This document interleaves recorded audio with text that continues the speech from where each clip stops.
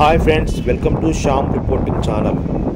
నాగార్జునసాగర్ డ్యాంకు ఎగువ నుండి వరద ప్రవాహం తగ్గుముఖం పట్టడంతో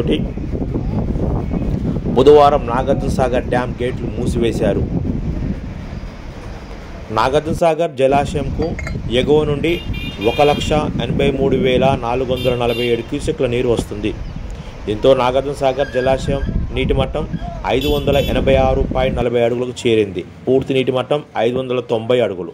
నాగార్జునసాగర్ జలాశయం నుండి కుడి కాలువ ద్వారా 7,381 క్యూసెక్లు నీటి విడుదల జరుగుతుంది. ఎడమ కాలువకు నీటి విడుదల లేదు.